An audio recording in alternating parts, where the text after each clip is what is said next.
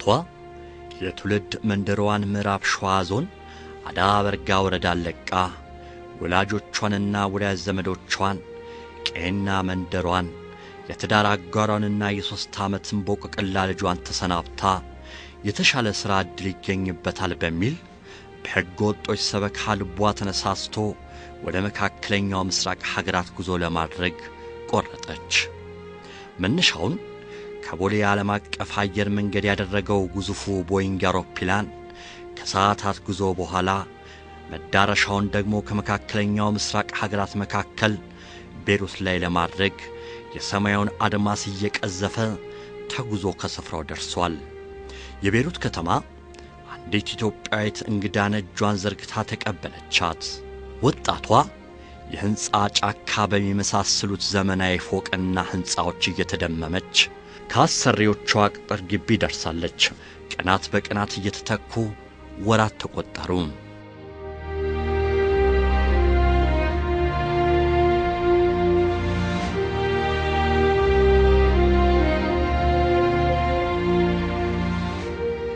የወጣቷ ወላጅ አባት ውሏቸውን አመስግነው ምሽት ላይ ከቤታቸው አረፍ ብለዋል። ከባህር ማዶ ስልክ ተደወለላቸው። በወቅቱ ጉዳዩን ሲሰሙ የተፈጠረባቸውን ስሜት እንዲህ ይገልጹታል። በወቅቱ እኔ በጣም ተሰማኝ። እኔ ከምሽቱ 4 ሰዓት ነው በራሴ ስልክ ላይ ተደወሉት። ከዛ በአማርኛ ነው ተናገሩኝ።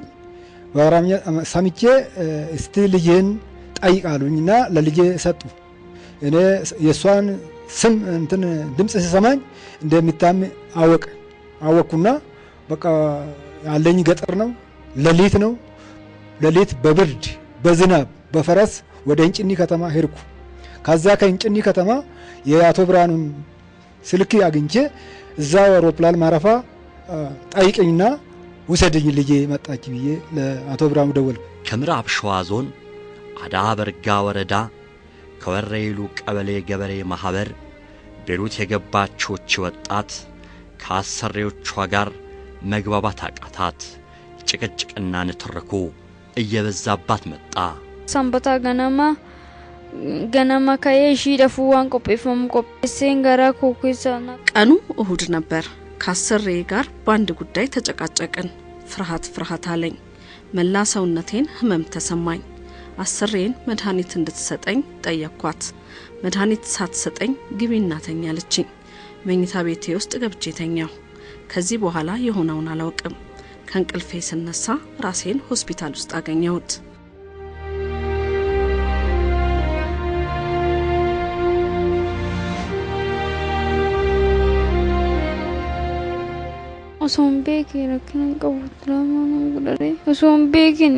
አሰሬ ሁሌም ትጨቀጭቀኛለች፣ ትቆጣኛለች። ሁኔታው እየበዛብኝ ሲሄድ ለኤጀንሲ ሄጄ ተናገርኩ። ኤጀንሲ የሰጠኝ መልስ ኮንትራክሽን ሳትጨርሺ ቤት መቀየር የለብሽም አለኝ። ተመልሼ ገባሁ። ሁኔታው አሰሬን አስቆጣት። የዛን ዕለት ጉዳት ደረሰብኝ። እጄ እግሬና ጀርባዬ ላይ ከፍተኛ ጉዳት ደርሶብኛል። ወጣቷ ዛሬ ራሷን ችላ ለመንቀሳቀስ የሚያስችል ደረጃ ላይ አይደለችም። አሰሪዎቿ ከ5ኛ ፎቅ ላይ ወርውረው ባደረሱባት ጥልቅ በደል እጅና እግሯ መላው ተስኖታል። ስሜትና መላ አካሏ ክፉኛ ተጎድቷል። እንባ ያቀረዘዙ አይኖቿ የውስጥ ጉዳቷን ለመግለጽ ቅርብ ናቸው። እንደ እጅና እግሯ ስብራት ሁሉ ቅስሟም ተሰብሯል። ወጣቷ ሕልምና ምኞቷ ሩቅ ነበር። ለሕልሟ ስኬት ደግሞ ገንዘብ ይታፈስበታል በሚል ሕገወጥ አሸጋጋሪዎች የሚያናፍሱትን ወሬ አምና ተቀብላ አረብ ሀገራትን ለውጥኗ ስኬት የመጀመሪያ አማራጭ አድርጋ ወደ ቤሩት ብትሄድም ያሰበችው ሳይሆን ሌላ ጉዳት ገጥሟታል።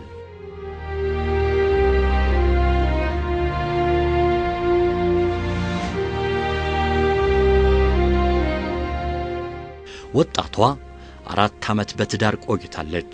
የ3 ዓመት ሕፃን ካብራኳ አፍርታለች። በሙሉ ጤንነት ወደ ቤሩት ብትጓዝም ዛሬ ላይ ግን እንቅስቃሴዋ ሁሉም በሌሎች ሰዎች ድጋፍና ትብብር ላይ የተመሰረተ ሆኗል።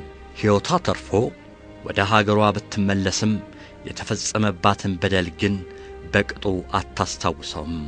አኒ ማለም ቤከሬ በኩማ ዱረቲ መመለሴን እንጂ እንዴት ወደ ሀገሬ እንደመጣው እንኳን አላውቅም። ህመሜ ብዙ ነገሮችን እንድዘነጋ አድርጎኛል። ብቻ ወደ ሀገሬ መጣው። ለሀገሬ መሬት በቅቻለሁ። የቤሩት ፖሊሶች ይላኩኝ፣ ኤጀንሲ ይላከኝ፣ የማውቀው ነገር የለም።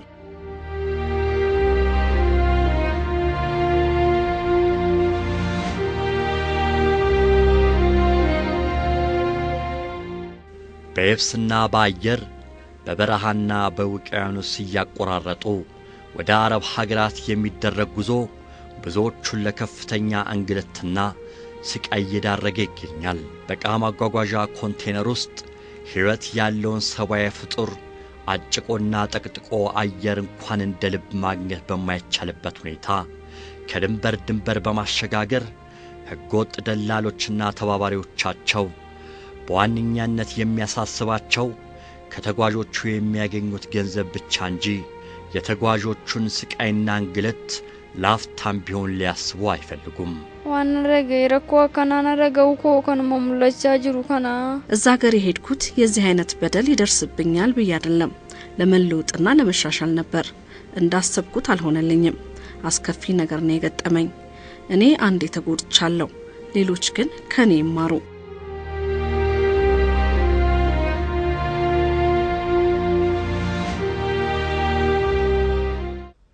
አንድ የ4 ዓመት ህፃን ከቤት እንደወጣ አልተመለሰም።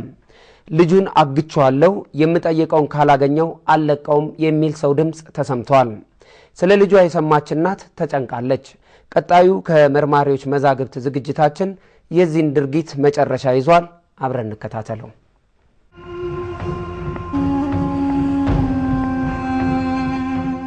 በቃ አግንቼ አጥንቱን ለቃቀሜ በቀበርኩት። ብቻሽን ነይ፣ ብቻሽን ካልመጣሽ ልጅሽን አታገኝ ይላታል።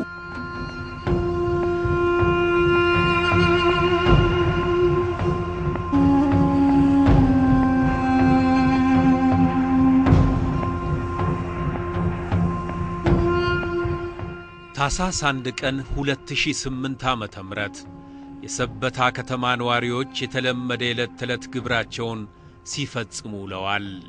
በሰበታ ከተማ አስተዳደር ልዩ ቦታው ፉሪ ከሚባለው ስፍራ ላይ ከሚገኙት የሰፈሩ ሕፃናት መካከል የ4 ዓመቱን ቦቀቅላ ታዳጊ የት እንደተሰወረ ሳይታወቅ ቀኑ ተራውን ለምሽት ለማስረከብ ተቃርቧል።